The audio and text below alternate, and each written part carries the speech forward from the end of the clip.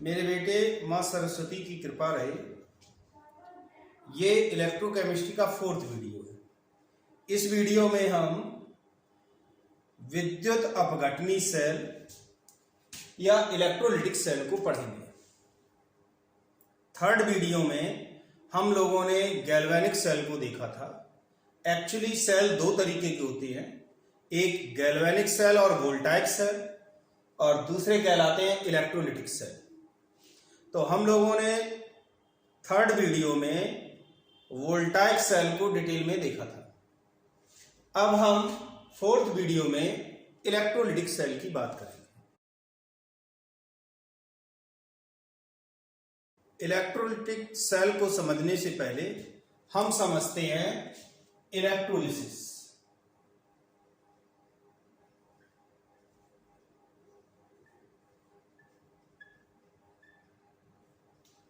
वैद्युत अपघटन।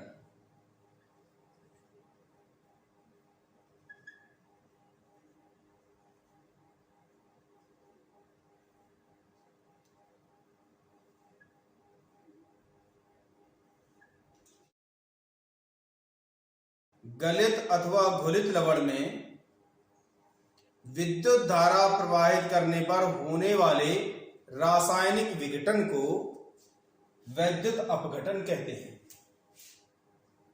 गलित अथवा घुलित लवण में विद्युत धारा प्रवाहित करने पर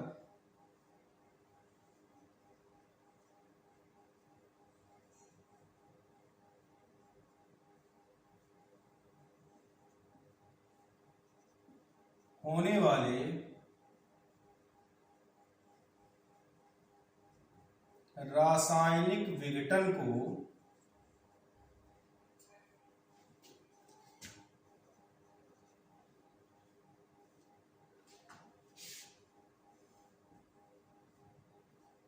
विद्युत अपघटन कहते हैं।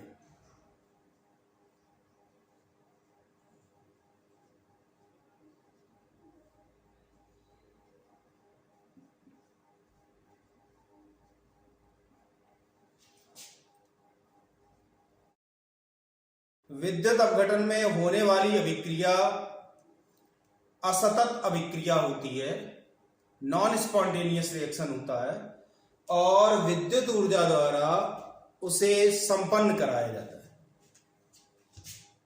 इस प्रक्रम में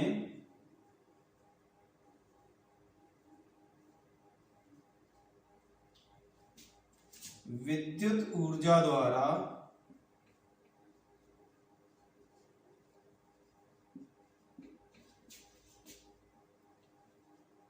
असतत प्रक्रम, नॉन स्पॉन्टेनियस रिएक्शन, प्रक्रम की जगह असतत अभिक्रिया कहेंगे। असतत अभिक्रिया, नॉन स्पॉन्टेनियस रिएक्शन को संपन्न किया जाता है।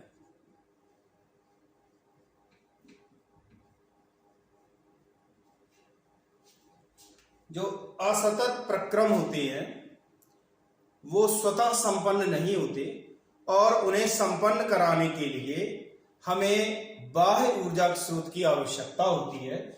तो विद्युत अपघटन में विद्युत ऊर्जा द्वारा नॉन स्पॉन्टेनियस रिएक्शन संपन्न कराई जाती है। विद्युत अपघटन की प्रक्रिया जिस सेल में होती है उसे विद्युत अपघटनी सेल या इलेक्ट्रोलिटिक सेल कहते हैं। वैद्युत अपघटन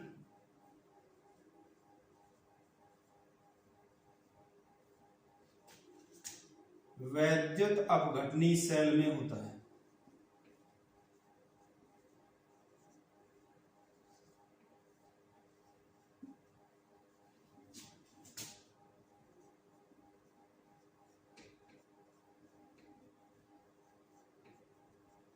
जो इलेक्ट्रोलिसिस है वो इलेक्ट्रोलिटिक सेल में होगा। अब हम समझते हैं इलेक्ट्रोलिटिक सेल क्या होता है।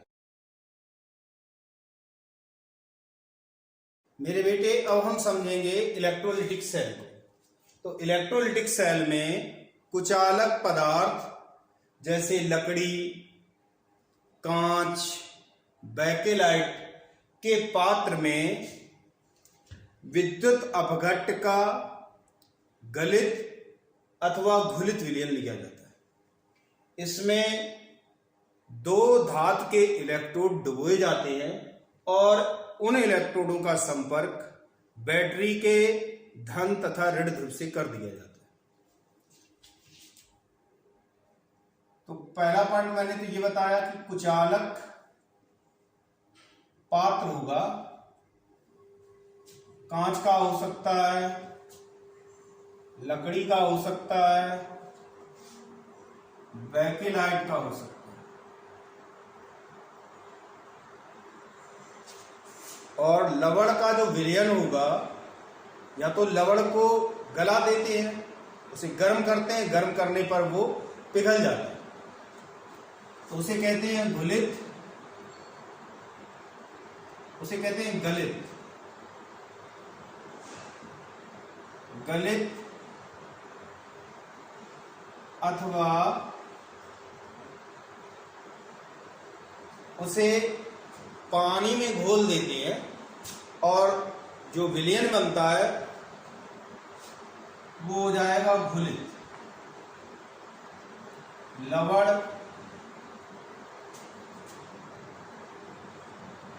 विलयन लेकर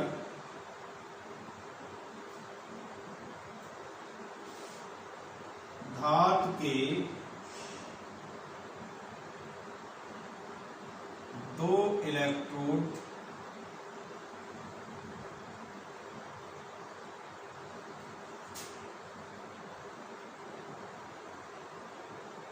लगाए जाते हैं।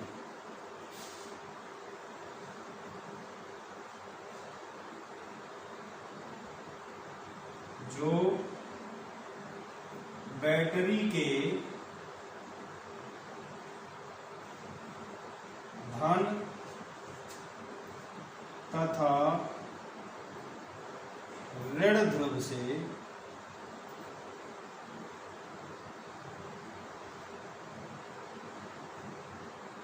जुड़े होते हैं।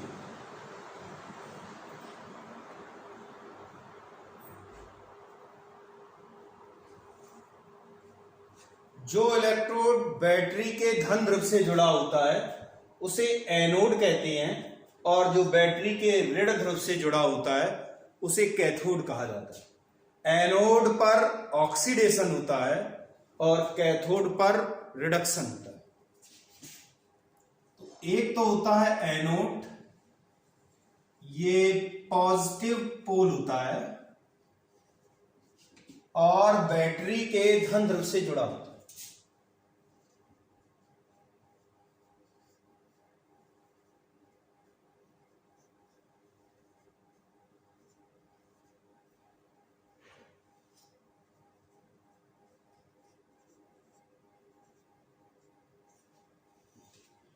इसी इलेक्ट्रोड पर ऑक्सीकरण होता है।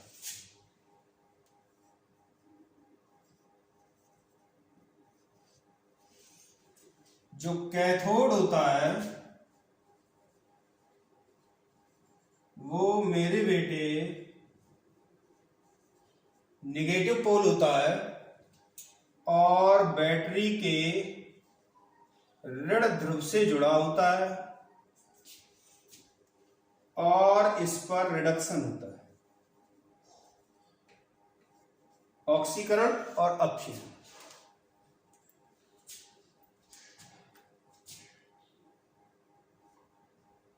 तो मैंने ये बताया कि जो एनोड है उस पर ऑक्सीकरण होगा और कैथोड होता है उस पर अपक्षीण होता है। यहां पर यह बात ध्यान देने वाली है कि जो हमने गैल्वेनिक सेल बताए थे उनमें एनोड निगेटिवली चार्ज होता है, यहां पर एनोड पॉजिटिवली चार्ज होता है। जो गैल्वेनिक सेल में कैथोड होता है वो पॉजिटिवली चार्ज होता है, लेकिन इलेक्ट्रोलिटिक सेल में जो कैथोड होगा वो निगेटिवली चार्ज होगा। गैल्वेनिक सेल और इलेक्ट्रोलिटिक सेल में इलेक्ट्रोड्स पर अपोजिट चार्ज होता है, लेकिन दोनों ही सेल्स में एनोड पर ऑक्सीडेशन होता है और कैथोड पर रिडक्शन होता है। अब हम इलेक्ट्रोलिटिक सेल की क्रियाविधि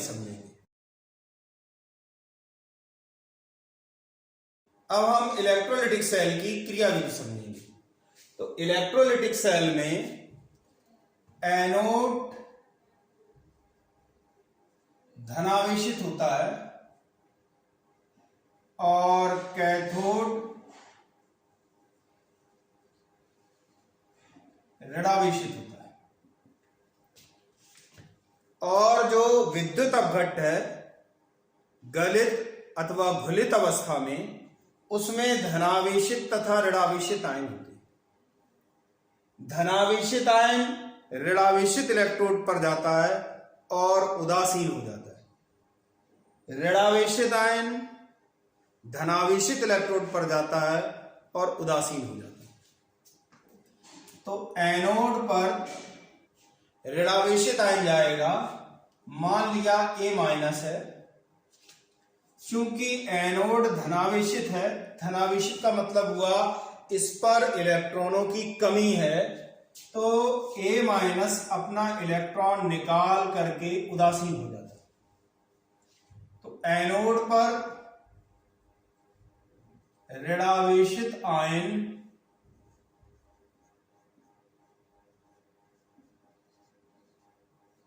उदासीन होता है।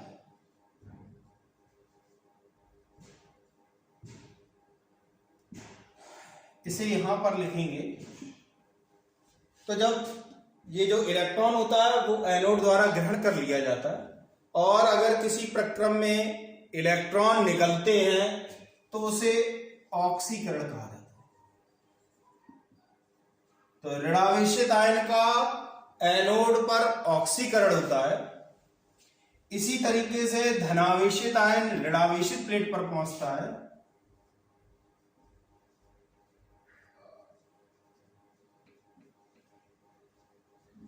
और इलेक्ट्रॉन ग्रहण करके उदासीन हो जाता है।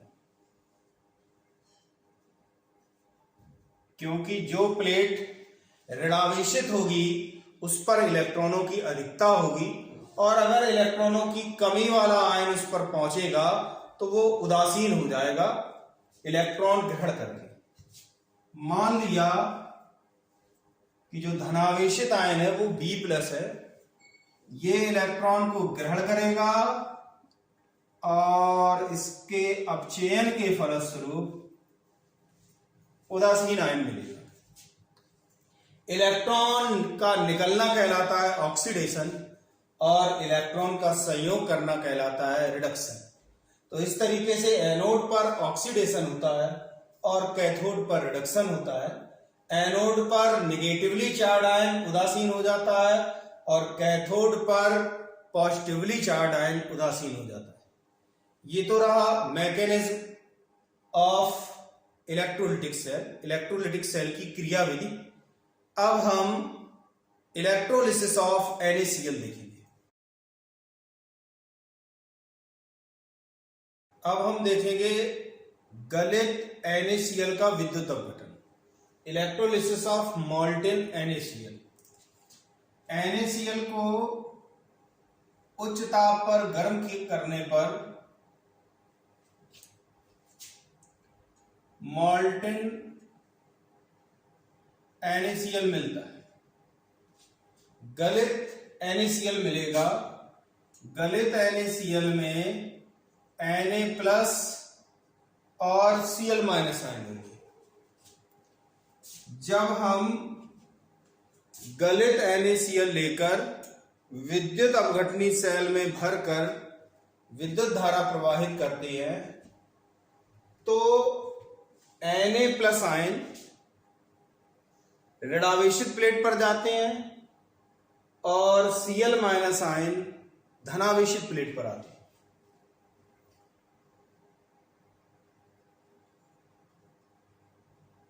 गलित NaCl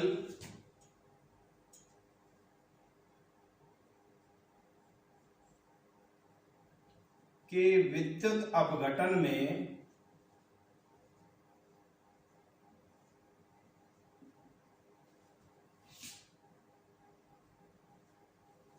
एनोड पर जो कि धनावेशित होता है Cl minus ion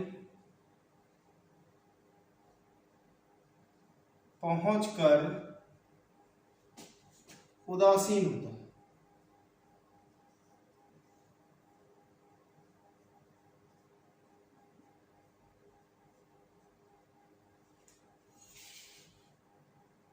Cl minus ion Cl2 और 2 इलेक्ट्रॉन देगा। जब इसी अभिक्रिया में इलेक्ट्रॉनों का निष्कासन होता है तो उसे ऑक्सीडेशन कहते हैं।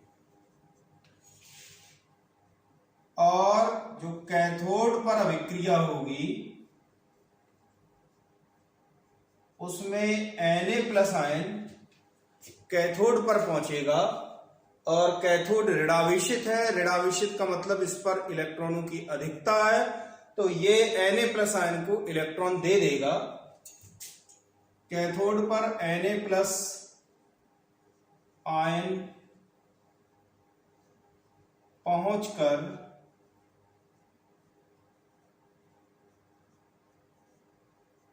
उदासीन होता है।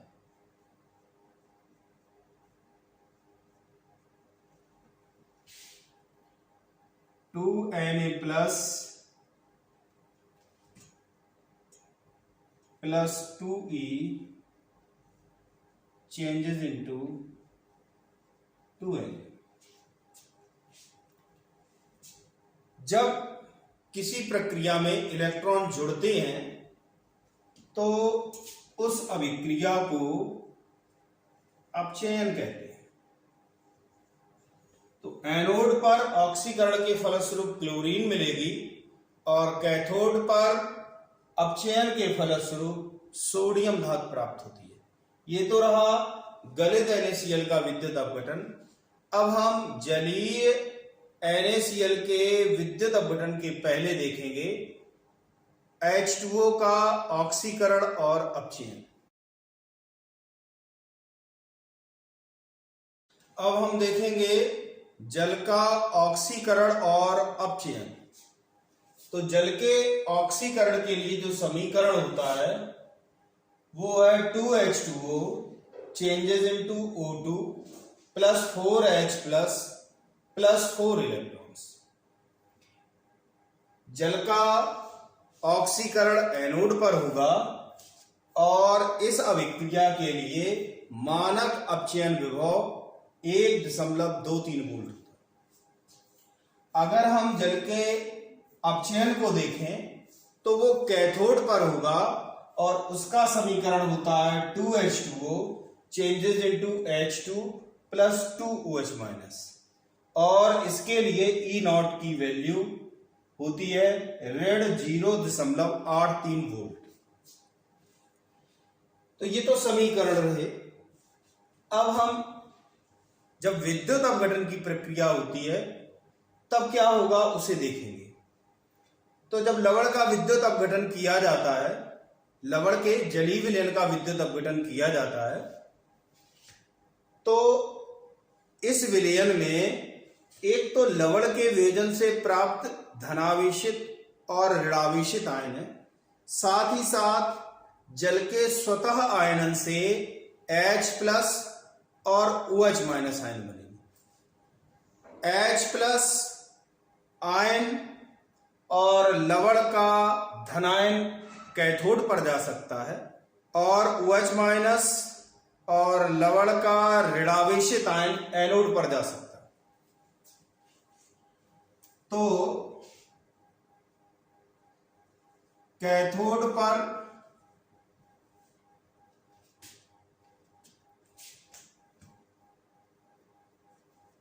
लवण के वियोजन से प्राप्त धनावेशित आयन पहुंचकर उदासीन हो सकता है, और जल के स्वतः आयनन से प्राप्त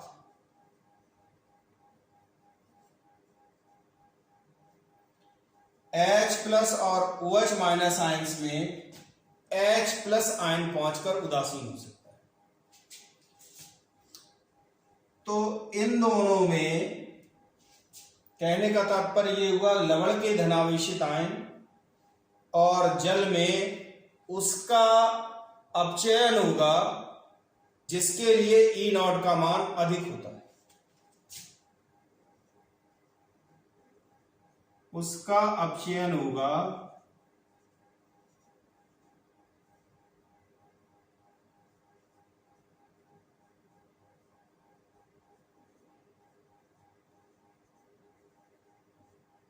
जिसका E0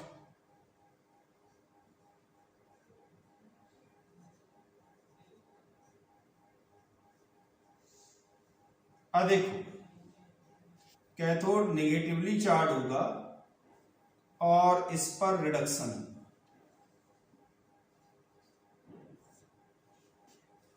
साथ ही साथ अगर हम एनोड पर देखें तो एनोड धनावेशित होता है और इस पर ऑक्सीडेशन होता है।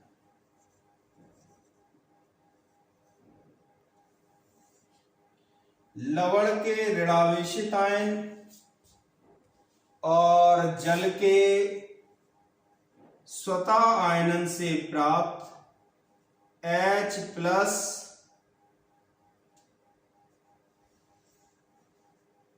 और OH- आयन में OH- आयन पहुंचेगा धनावेशित प्लेट पर। तो इन दोनों में कहने का तात्पर्य ये हुआ, ऋणावेशित आयन और जल में उसका ऑक्सीकरण होगा जिसके लिए मानक अपचयन विभव का मान कम होगा, उसका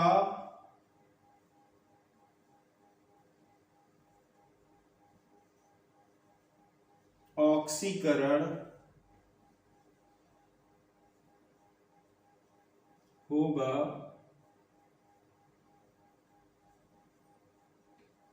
जिसका E0 कम होगा। धनावेशित आयन और जल में जिसमें इलेक्ट्रॉनों को ग्रहण करने की प्रवृत्ति अधिक होगी उसका अपचयन होगा, और ऋणावेशित आयन और जल में जिसमें इलेक्ट्रॉनों को त्यागने की प्रवृत्ति अधिक होगी उसका ऑक्सीकरण होगा। इलेक्ट्रॉन को ग्रहण करने की प्रवृत्ति और इलेक्ट्रॉन को त्यागने की प्रवृत्ति को E0 के पदों में लिखा जाता है। तो जिसके लिए E0 का मान अधिक धनात्मक होता है वो अपचयित होगा, और जिस ऋणायन के लिए E0 का मान कम होगा वो ऑक्सीकृत होगा। जो मानक अपचयन विभव होता है वो इलेक्ट्रॉनों के ग्रहण करने की प्रवृत्ति को प्रदर्शित करता है। अगर किसी में इलेक्ट्रॉन को ग्रहण करने की प्रवृत्ति है तो E0 का मान धनात्मक होता है, और अगर किसी में इलेक्ट्रॉन को त्यागने की प्रवृत्ति होती है तो उसके लिए E0 का मान ऋणात्मक होता है। जल के ऑक्सीकरण और अपचयन में एक बात और ध्यान देने वाली है कि जब ऑक्सीकरण होता है तो विलयन में H+ आयनों की सांद्रता बढ़ती है, और जब H+ आयनों की सांद्रता बढ़ती है तो pH का मान कम होगा, और जब अपचयन होता है तो उसमें OH- आयनों की संख्या बढ़ती है जिससे pH का मान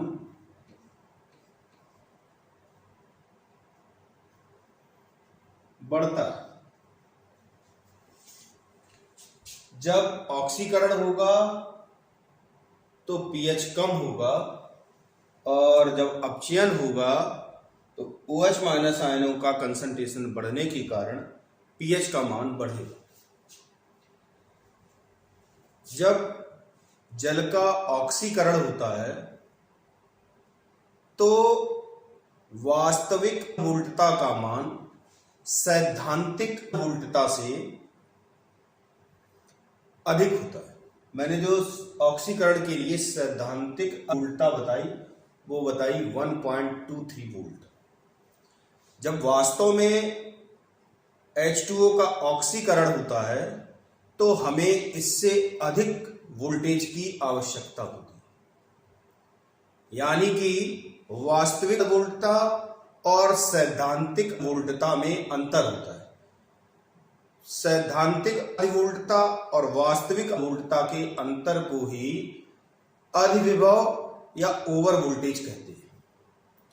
ओवर वोल्टेज के कारण विद्युत अपघटन के दौरान बने हुए उत्पादों की प्रकृति परिवर्तित हो जाती है, जिसे हम आगे देखेंगे। अब हम देखते हैं जलीय NaCl का विद्युत अपघटन। अब हम देखेंगे हाइड्रोलिसिस ऑफ एक्वस NaCl, जलीय NaCl का विद्युत अपघटन। जब जलीय NaCl का विद्युत अपघटन प्लेटिनम इलेक्ट्रोड की उपस्थिति में कराया जाता है तो कैथोड पर जो नेगेटिवली चार्ज प्लेट होती है वो कैथोड कहलाती है। तो कैथोड पर Na+ और H2O में किसी का एक का रिडक्शन होगा। Na+ के लिए E0 की वैल्यू -2.71 वोल्ट है और H2O के लिए E0 की वैल्यू -0.83 वोल्ट है। मैंने आपको बताया था कैथोड पर उस स्पीशीज का रिडक्शन होता है जिसके लिए E0 की वैल्यू ज्यादा। तो इन दोनों में H2O के लिए E0 की वैल्यू ज्यादा होगी, इसलिए H2O का अपचयन होगा और Na+ आयन का अपचयन नहीं होगा। अब अगर हम एनोड पर देखें तो एनोड पर NaCl के वियोजन से प्राप्त Cl- आयन और H2O में किसी एक का ऑक्सीकरण होगा। कैथोड पर अपचयन होता है और एनोड पर ऑक्सीकरण होता है। अब इन दोनों में से उसका ऑक्सीकरण होगा जिसके लिए E0 का मान कम होता है। तो इस आधार पर देखा जाए तो H2O के लिए E0 का मान कम है, इसलिए H2O का ऑक्सीकरण होना चाहिए। लेकिन वास्तव में एनोड पर क्लोरीन गैस मिलती है और उसका कारण है H2O के ऑक्सीकरण की अधिवोल्टता। विलयन में Cl- आयनों का कंसंट्रेशन ज्यादा होने के कारण, पीएच मान बढ़ने के कारण अधिवोल्टता बढ़ती है, जिससे H2O के ऑक्सीकरण के लिए सैद्धांतिक मान से अधिक वोल्टेज की आवश्यकता होती है। सैद्धांतिक मान और वास्तविक मानों के अंतर को अधिवोल्टता या ओवर वोल्टेज कहते हैं। तो H2O के ऑक्सीकरण में ओवर वोल्टेज के कारण, अधिवोल्टता के कारण अधिक वोल्टेज की आवश्यकता होगी, इसलिए Cl- का ऑक्सीकरण होगा।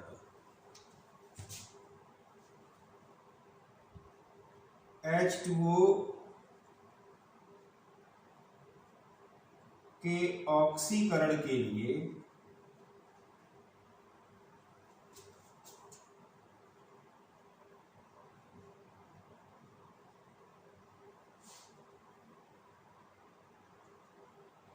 प्रायोगिक रूप से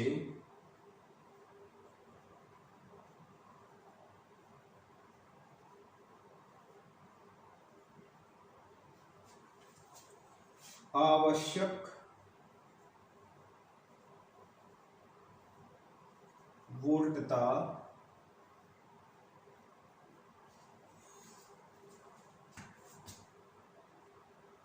सैद्धांतिक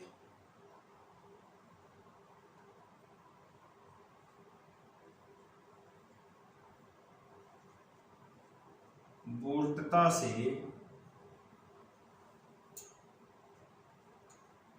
अधिक होती है।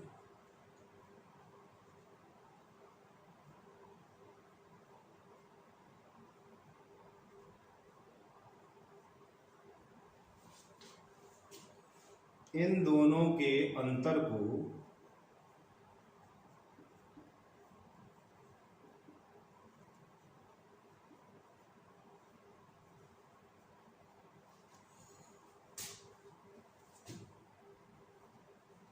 अधिवोल्टता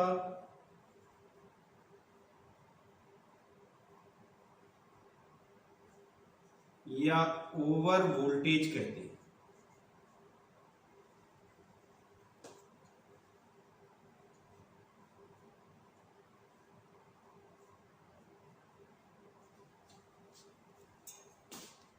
ओवर वोल्टेज या अधिवोल्टता के कारण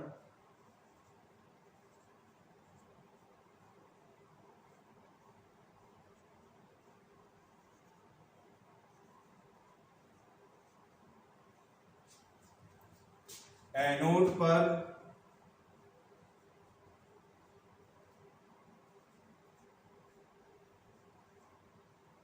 H2O का ऑक्सीकरण नहीं होता,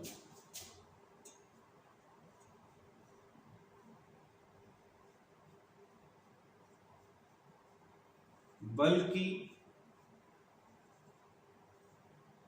Cl माइनस का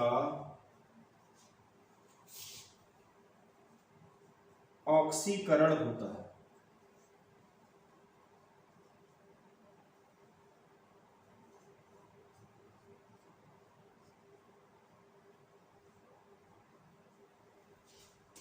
अब अगर कैथोड और एनोड पर होने वाली अभिक्रियाएं देखें, मैं यहां लिख रहा हूं,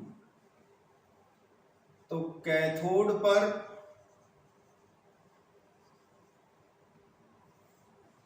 H2O का अपचयन होगा, 2H2O plus 2E changes into H2 plus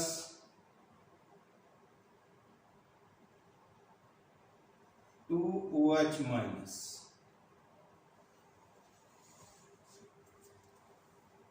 और एनोड पर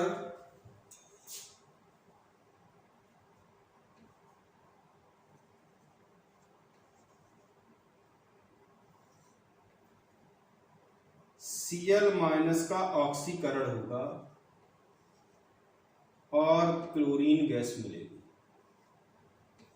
इस तरीके से हमने देखा कि जब जलीय NaCl का वैद्युत अपघटन किया जाता है तो कैथोड पर हाइड्रोजन मिलती है और एनोड पर क्लोरीन मिलती है। अब हम नेक्स्ट पॉइंट पर आते हैं और नेक्स्ट पॉइंट में देखेंगे electrolysis of sulphate and nitrate ions. अब हम देखेंगे oxidation of sulphate and nitrate ions. जब भी किसी ऐसे विलयन का इलेक्ट्रोलिसिस किया जाता है जिसमें सल्फेट और नाइट्रेट आयन होती हैं, तो ये पाया गया कि सल्फेट और नाइट्रेट आयंस अत्यधिक स्थायी होती हैं, जिससे इनका ऑक्सीकरण नहीं हो सकता। प्रेक्षणों के आधार पर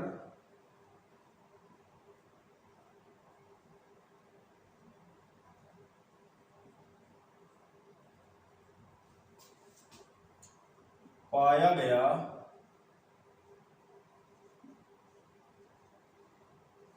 कि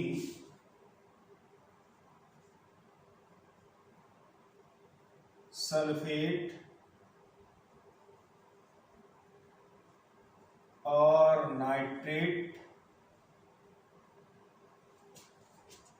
आयन अत्यधिक स्थायी होते हैं।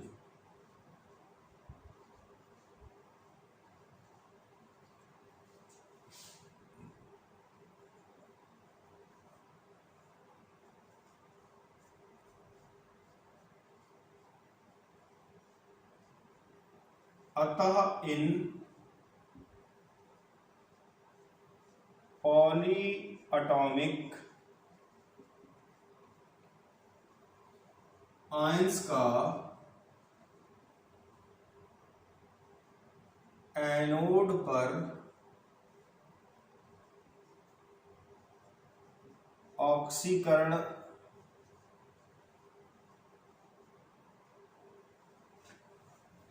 सामान्य परिस्थितियों में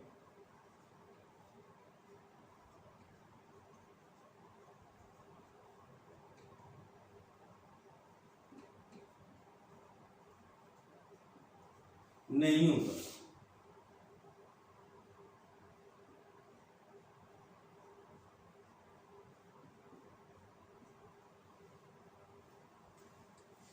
अब अगर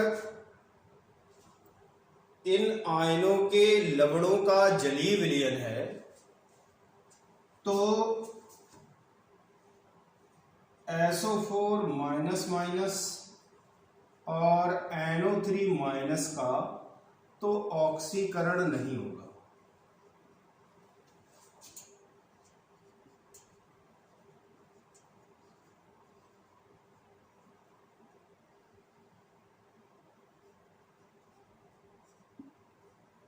इसलिए एनोड पर H2O के स्वतः आयनन से प्राप्त OH माइनस आयनों का ऑक्सीकरण होता है, या ये कह लें H2O का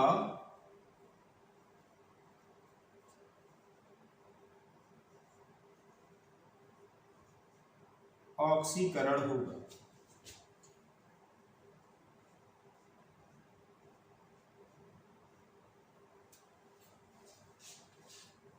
तो जब विलयन में सल्फेट अथवा नाइट्रेट आयन होंगे तो इनका ऑक्सीकरण संभव नहीं है, बल्कि H2O का ऑक्सीकरण होता है। अब हम नेक्स्ट पॉइंट पर आते हैं और नेक्स्ट पॉइंट में देखेंगे जलीय NaNO3 सोडियम नाइट्रेट का जल अपघटन।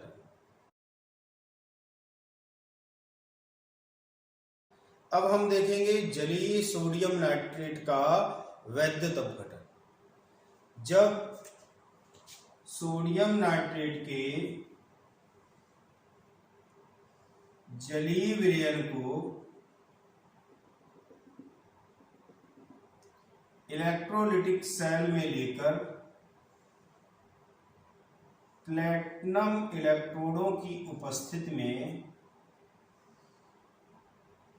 वैद्युत अपघटन किया जाता है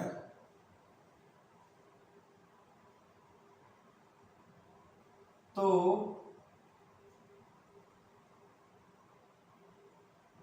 एनोड और कैथोड पर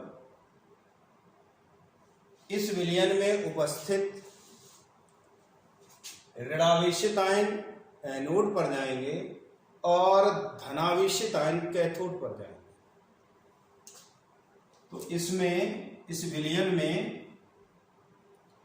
एक तो Na+ आयन होंगे, दूसरे आयन होंगे वो होंगे NO3-, क्योंकि NaNO3 के वियोजन से Na+ और NO3- बनेंगे। साथ ही साथ जल के वियोजन से H+ आयन बनेंगे और OH- आयन बनेंगे। तो इस तरीके से दो धनावेशित आयन हैं और दो ऋणावेशित आयन। अगर हम देखें कि कैथोड पर जो कि ऋणावेशित होता है और इस पर अपचयन होता है, तो एक तो Na+ आयन और दूसरा H+ आयन, या ये कह लें कि पानी का अपचयन संभव है। इन दोनों में अगर देखा जाए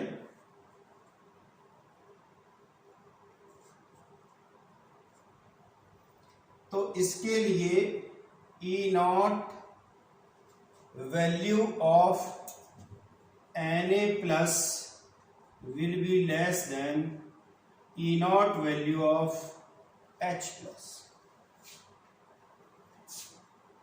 तो Na+ के लिए जो मानक अपचयन विभव होता है वो कम होता है और H+ के लिए मानक अपचयन विभव अधिक होता है, या H2O के लिए मानक अपचयन विभव अधिक होता है। और मैंने आपको बताया था कि कैथोड पर उसी का अपचयन होता है जिसके लिए E0 की वैल्यू ज्यादा होती है, इसलिए H2O का अपचयन होगा और Na+ का अपचयन नहीं होगा। तो H2O का मेरे बेटे जब अपचयन होगा तो हाइड्रोजन मिलेगी, साथ ही साथ हाइड्रॉक्सिल आयन मिलेगी। तो इस तरीके से कैथोड पर मिली हाइड्रोजन। अब हम एनोड पर देखेंगे।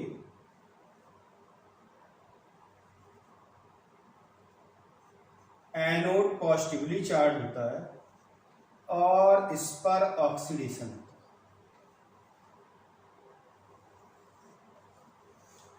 ऑक्सीडेशन एक तो नाइट्रेट आयन का हो सकता है, दूसरा H2O के वियोजन से प्राप्त OH- आयंस का हो सकता है।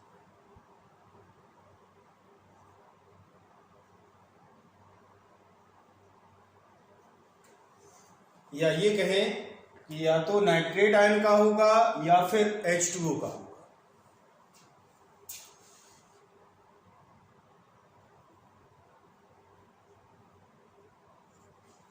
क्योंकि H2O के वियोजन से ही OH- आयन बनते हैं। तो या तो NO3- आयन धनावेशित प्लेट पर पहुंचेगा या OH- आयन धनावेशित प्लेट पर पहुंचेगा। मैंने बताया था कि जो नाइट्रेट आयन होते हैं वो अत्यधिक स्थायी होते हैं और अत्यधिक स्थायी होने के कारण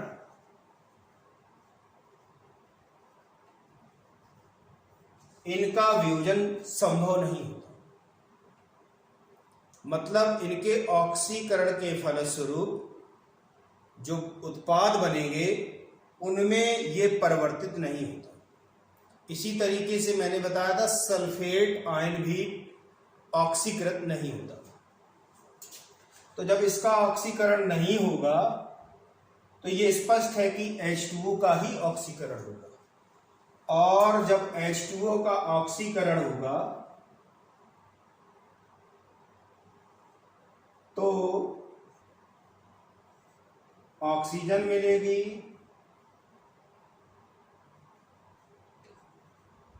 प्रोटॉन मिलेंगे और इलेक्ट्रॉन मिलेंगे। इस तरीके से हमने देखा कि जब जलीय NaNO3 का ऑक्सीकरण किया जाता है तो कैथोड पर हाइड्रोजन और एनोड पर ऑक्सीजन गैस मिलती है। अब हम देखेंगे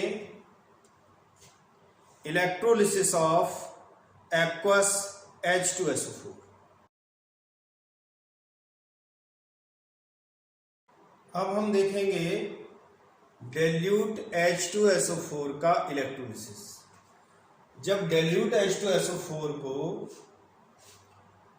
इलेक्ट्रोलिटिक सेल में लिया जाता है और प्लेटिनम इलेक्ट्रोड्स की प्रेजेंस में इसका इलेक्ट्रोलिसिस किया जाता है तो इस विलयन में H2SO4 के वियोजन से H+ और SO4 माइनस माइनस आयंस होंगे और H2O के स्वतः आयनन से H+ और OH माइनस आयंस निर्मित होंगे। अब अगर हम कैथोड पर देखें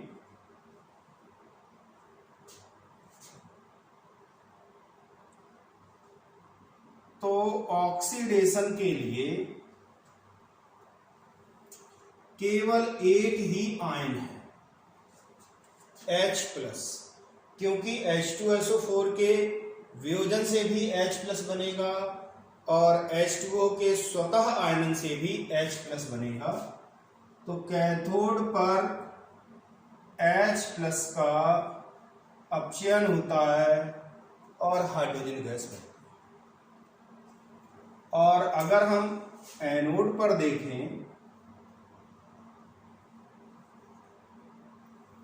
तो एनोड धनावेशित होता है, इस पर ऋणावेशित आयन पहुंचेंगे और उनके द्वारा इलेक्ट्रॉनों को त्याग कर ऑक्सीकरण प्रदर्शित किया जाता है। तो इस विलयन में सल्फेट आयंस हैं और हाइड्रोक्सिल आयंस हैं। इन दोनों में से किसी एक का ऑक्सीकरण होगा। मैंने बताया था कि जो सल्फेट आयंस होते हैं इनका ऑक्सीकरण संभव नहीं है क्योंकि ये अत्यधिक स्थायी होते हैं।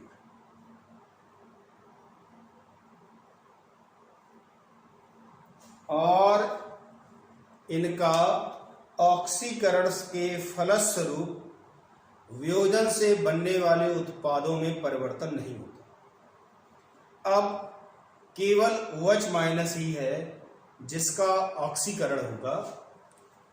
तो ये कह लें कि H2O का ऑक्सीकरण होगा।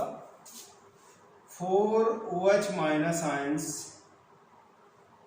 Changes into O2 plus 2H2O plus 4 electrons. तो ये तो रहा इलेक्ट्रोलिसिस ऑफ डेल्यूट H2SO4। अब हम देखेंगे electrolysis in presence of active electrodes. अभी तक हमने जो वैद्युत अपघटन देखा वो अक्रिय इलेक्ट्रॉनों की उपस्थिति में था। अब हम देखेंगे सक्रिय इलेक्ट्रोडों की उपस्थिति में वैद्युत अपघटन किस तरह होता है। तो जो इलेक्ट्रोड होते हैं वो दो तरीके के होते हैं। इलेक्ट्रोड दो प्रकार के होते हैं। एक कहलाते हैं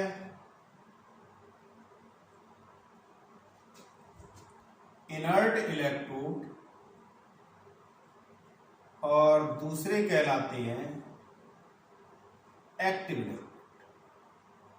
इनर्ट इलेक्ट्रोड प्लेटिनम के हो सकते हैं या ग्रेफाइट के हो सकते हैं, जबकि एक्टिव इलेक्ट्रोड्स एक्टिव मेटल के होते हैं।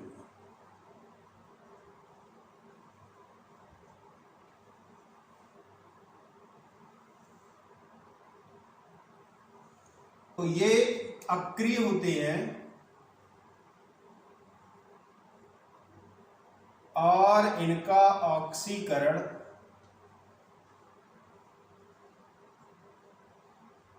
नहीं होता। जो सक्रिय इलेक्ट्रोड होते हैं उनमें इलेक्ट्रॉनों को त्यागने की प्रवृत्ति होती है, सक्रिय धातु से बने होते हैं और सक्रिय धातुएं आसानी से इलेक्ट्रॉन त्याग देती हैं, अतः इनका ऑक्सीकरण संभव होता है। तो इनका ऑक्सीकरण होता है।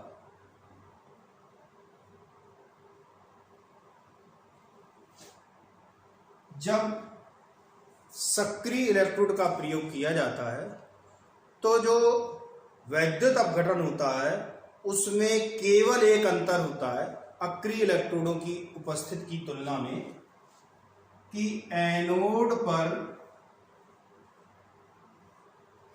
जो धातु होगी वो घुलना प्रारंभ हो जाती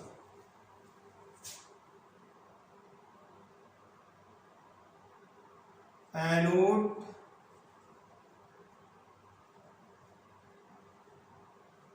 घुलता है, केवल यही एक अंतर होता है।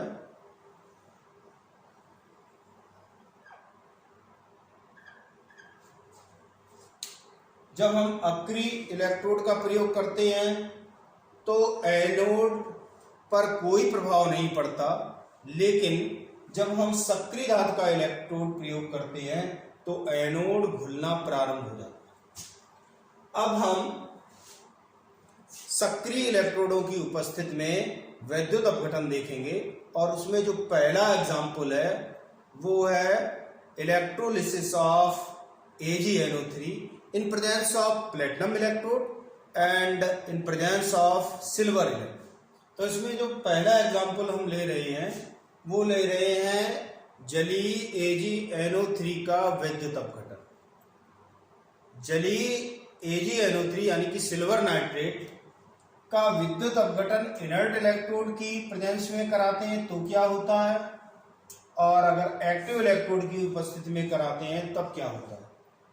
इनर्ट इलेक्ट्रोड या अक्रिय इलेक्ट्रोड प्लेटिनम का बना हुआ है और इसमें सिल्वर मेटल का ही बना हुआ है। इस विलयन में Ag+ आयन होंगे,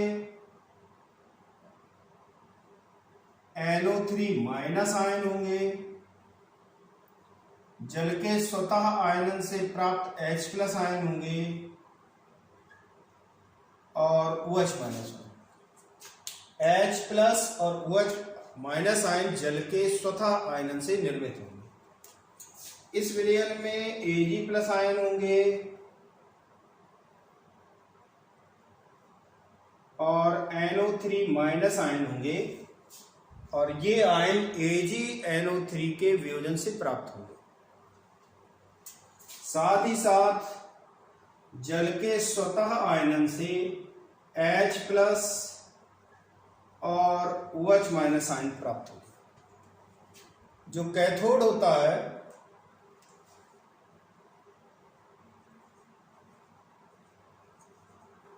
वो ऋणावेशित होता है और उस पर धनावेशित आयन पहुंचते हैं और इलेक्ट्रॉन ग्रहण करके अपचयित होते हैं।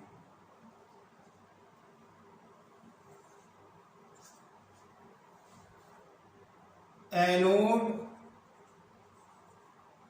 धनावेशित होता है और उस पर ऋणावेशित आयन पहुंचकर इलेक्ट्रॉन त्यागते हैं, यानी कि ऑक्सीकरण। जब अक्रिय इलेक्ट्रोड का प्रयोग किया जाएगा तो कैथोड पर एक तो पहुंचेगा Ag+ आयन, दूसरा पहुंचेगा H+ आयन।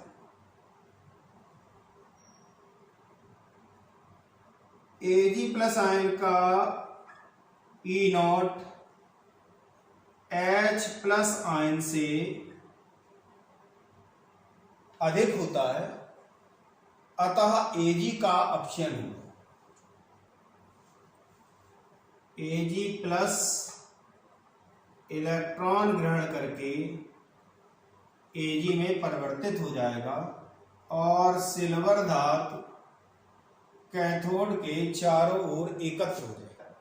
कैथोड पर उसी धनायन का अपचयन होता है जिसके लिए ई नॉट का मान ज्यादा होता है, और एनोड पर NO3 माइनस और OH माइनस आयंस पहुंचेंगे। NO3 का ऑक्सीकरण संभव नहीं है क्योंकि यह अत्यधिक स्थायी होता है, अतः OH माइनस आयन ही इलेक्ट्रॉन त्याग कर ऑक्सीजन देंगे। तो 4 OH minus changes into O2 plus 2H2O plus 4 electron. ये तो तब वैद्युत अपघटन है जब हमने अक्रिय इलेक्ट्रोड का प्रयोग किया। अब हम देखेंगे कि अगर सक्रिय इलेक्ट्रोड का प्रयोग किया जाता है तो क्या होता है। तो इसमें सबसे पहले देखते हैं एट कैथोड। कैथोड ऋणावेशित होता है और इलेक्ट्रॉन देकर आने वाली प्रजाति का अपचयन करता है।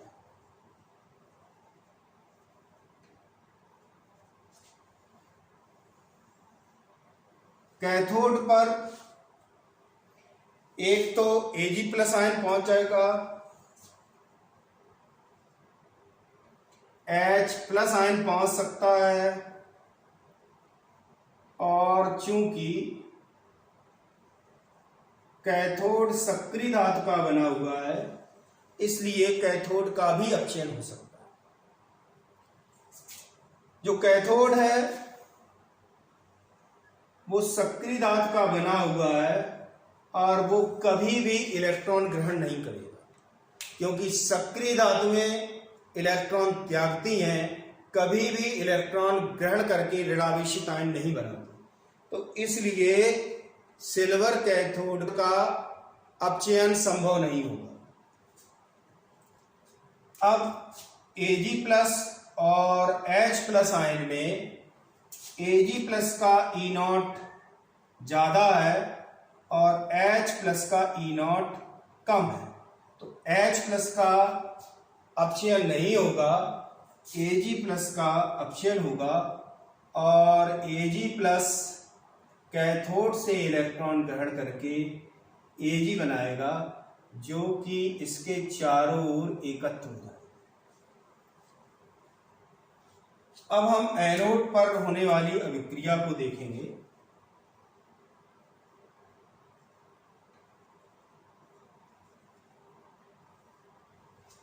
एनोड पर एक तो नाइट्रेट आयन पहुंचेंगे, दूसरा जल के स्वतः आयनन से निर्मित OH माइनस आयन पहुंचेंगे, और तीसरी संभावना है कि जो इलेक्ट्रोड है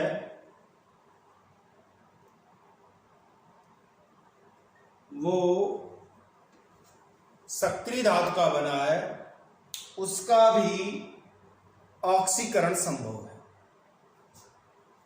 तो NO3 माइनस आयंस बहुत ज्यादा स्थायी होते हैं, इसलिए इनका ऑक्सीकरण संभव नहीं होगा। OH माइनस आयन के ऑक्सीकरण के लिए ई नॉट का मान अधिक होता है। Ag एनोड के लिए, सिल्वर मेटल के लिए इलेक्ट्रॉन त्यागना आसान होता है, इसलिए सिल्वर एनोड का ऑक्सीकरण होगा और ऑक्सीकरण के फलस्वरूप Ag+ आयन और इलेक्ट्रॉन निर्मित होंगे। Ag+ आयन एनोड से घुलकर विलयन में आएंगे और कैथोड पर जाकर निक्षेपित हो जाएंगे। इलेक्ट्रॉन परपथ में चला जाता है। इस तरह जब हम सिल्वर इलेक्ट्रोड का प्रयोग करेंगे तो कैथोड पर सिल्वर धातु निक्षेपित होगी और एनोड धीरे धीरे घुलने लगता है और उसके घुलने से निर्मित Ag+ आयन कैथोड पर जाकर एकत्र हो जाते हैं। इस कॉन्सेप्ट का यूज धातुओं के शोधन में किया जाता है।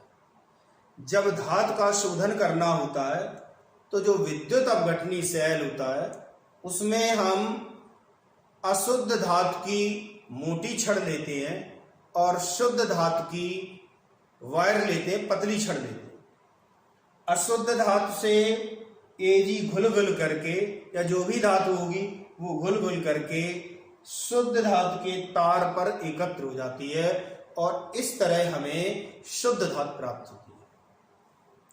अब हम सक्रिय इलेक्ट्रोडों का ही दूसरा उदाहरण देखेंगे और वो है electrolysis of copper sulphate in presence of copper electrodes.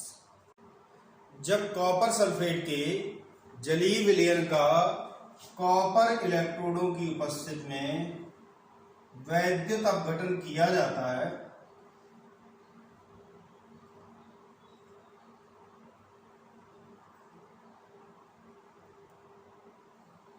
तो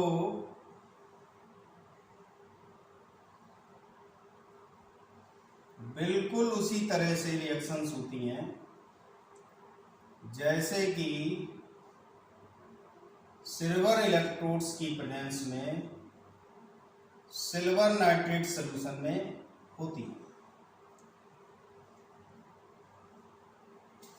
अब हम कैथोड और एनोड पर होने वाली अभिक्रियाओं को देखेंगे। तो कैथोड निगेटिवली चार्ज होता है और इस पर पॉजिटिवली चार्ज आयन आ करके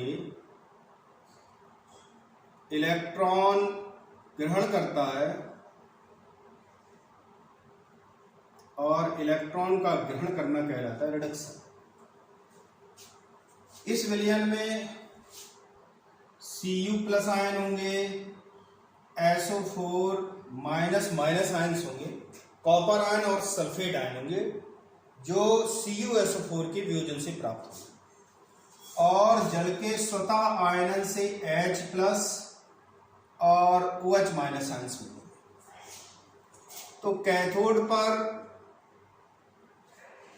Cu2+ आयन्स का अपचयन हो सकता है, जल के स्वतः आयनन से प्राप्त H+ आयन्स का हो सकता है और जो कैथोड है वो भी सक्रिय है इसलिए उसका भी अपचयन हो सकता है। लेकिन कॉपर कैथोड का अपचयन असंभव है क्योंकि धातुएं हमेशा इलेक्ट्रॉन त्यागती हैं, कभी भी इलेक्ट्रॉन ग्रहण नहीं करती। अब H+ और Cu2+ आयन्स में देखें तो H+ के लिए E0 का मान कम होगा जबकि Cu2+ आयन्स के लिए E0 का मान अधिक होगा। अतः H+ का अपचयन नहीं होता बल्कि Cu2+ आयन्स का अपचयन होता है। Cu2+ आयन कैथोड से 2 इलेक्ट्रॉन लेकर कॉपर देगा और ये कॉपर मेटल कैथोड के चारों ओर एकत्र हो जाते हैं। अगर हम एनोड की बात करें तो एनोड धनावेशित होता है और इस पर ऋणावेशित आयन पहुंचेगा और अपना इलेक्ट्रॉन त्याग कर ऑक्सीकरण प्रदर्शित करेगा। अब इस विलयन में एक तो सल्फेट आयन्स हैं, उनका ऑक्सीकरण हो सकता है। जल के स्वतः आयनन से OH माइनस आयन बनेंगे, उनका भी ऑक्सीकरण हो सकता है। और कॉपर एनोड भी एक्टिव मेटल का बना है, तो इसका भी ऑक्सीकरण हो सकता है। अब हम देखेंगे कि इनमें से किसका ऑक्सीकरण होगा। तो कॉपर एनोड की सक्रियता ज्यादा है, इसलिए ये आसानी से इलेक्ट्रॉन त्याग देगा और त्याग करके Cu2+ आयंस विलयन में आ जाएंगे। Cu changes into Cu2+ + 2p। Sulphate ion बहुत ज्यादा स्थायी होते हैं, इसलिए इनका ऑक्सीकरण नहीं होगा और H2O का भी ऑक्सीकरण नहीं होगा।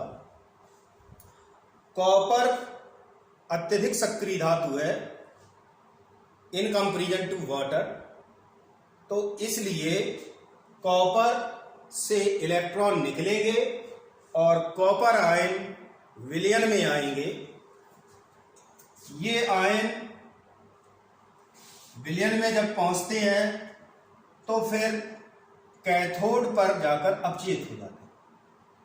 इस तरीके से एनोड घुलता है और धातु कैथोड पर एकत्र हो जाती है। ये तो रहा इलेक्ट्रोलिसिस के बारे में। अब हम इलेक्ट्रोलिसिस से संबंधित फैराडे ने जो नियम दिए उनको देखेंगे।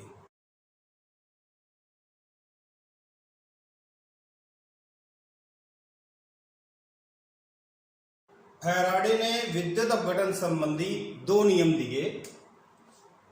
उसमें जो पहला नियम है उसे कहते हैं Faraday's first law of electrolysis. इस नियम के अनुसार विद्युत अपघटन की प्रक्रिया के दौरान किसी भी इलेक्ट्रोड पर निक्षेपित पदार्थ की मात्रा प्रवाहित आवेश के अनुक्रमानुपाती होती है। विद्युत अपघटन में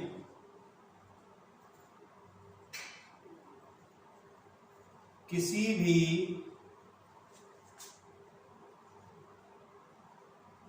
इलेक्ट्रोड पर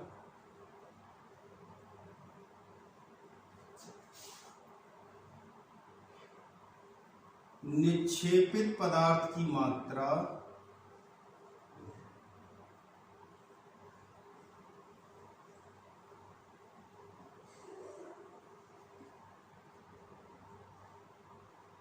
प्रवाहित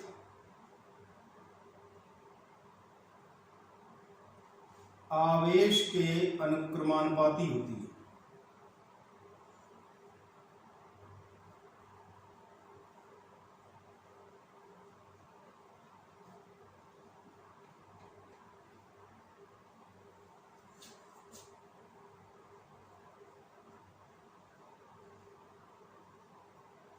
अर्थात निक्षेपित पदार्थ की मात्रा W अनुक्रमानुपाती होगी प्रवाहित आवेश,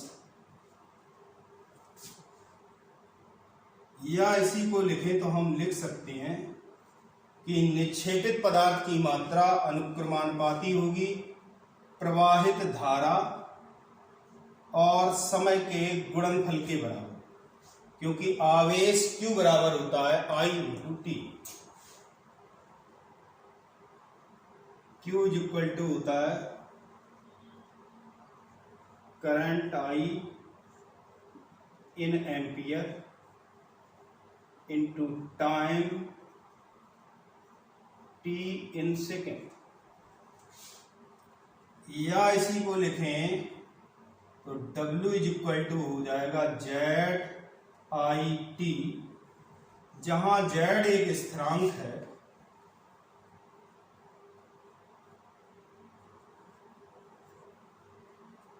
इसे विद्युत रासायनिक तुल्यांक कहते हैं, इलेक्ट्रो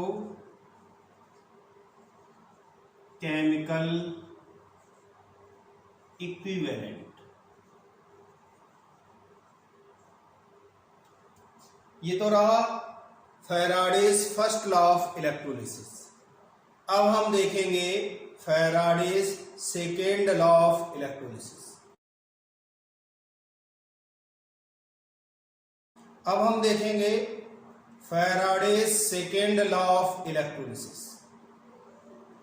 ये नियम बताता है कि यदि श्रेणी क्रम में जुड़े हुए वोल्टामीटरों या कूलोमीटरों में, जिनमें भिन्न भिन्न विद्युत अपघट्यों के विलयन हो, यदि समान धारा प्रवाहित की जाए तो निक्षेपित पदार्थों की मात्रा उनके तुल्यांकी भारों के अनुक्रमानुपाती होगी। यदि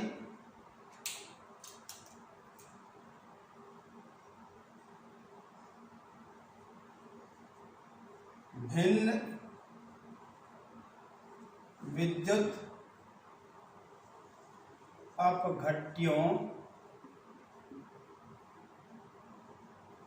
के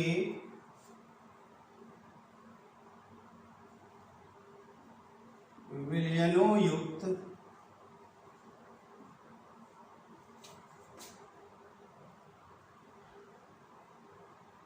वोल्टामीटरों या इन्हीं को कूलोमीटर भी कहते हैं,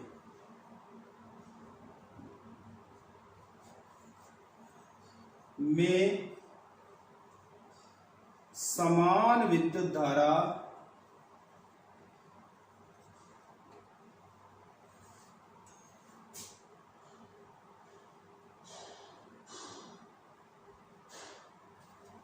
प्रवाहित की जाए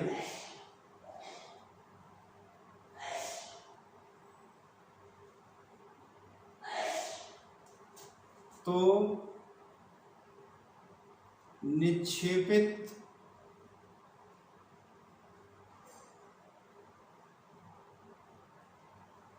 पदार्थों की मात्राएं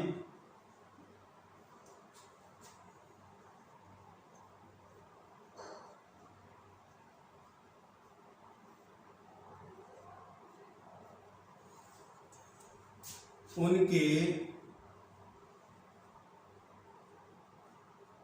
तुल्यांकी भारों के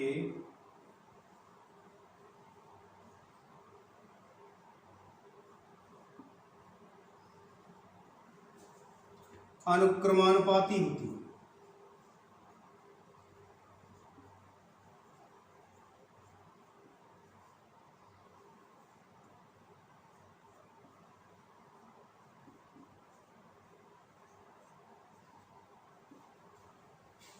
यदि निक्षेपित पदार्थों की मात्राएं WA WB हों तो इनका अनुपात बराबर होगा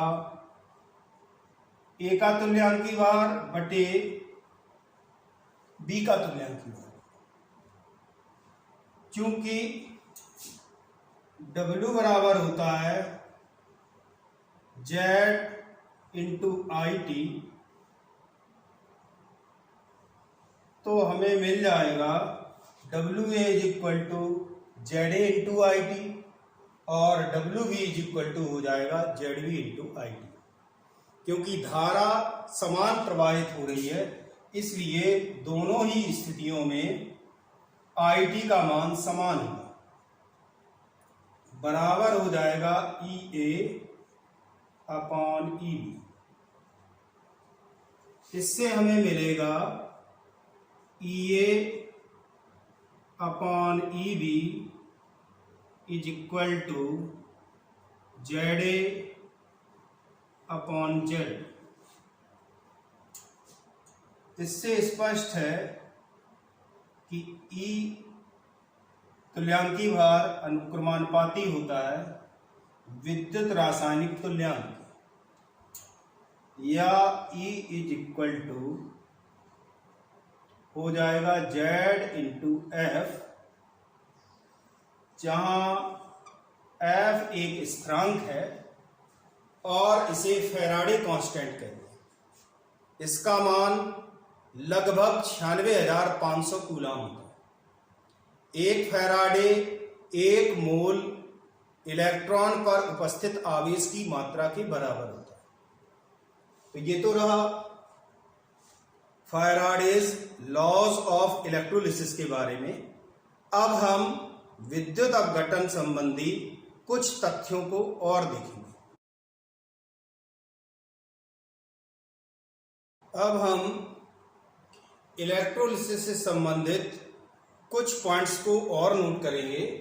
उसमें पहला है, चूंकि W इज इक्वल टू होता है Z इंटू आई इंटू टी और Z इज इक्वल टू होता है E अपॉन एफ, तो ये W इज इक्वल टू हो जाएगा E अपॉन एफ इंटू आई इंटू टी।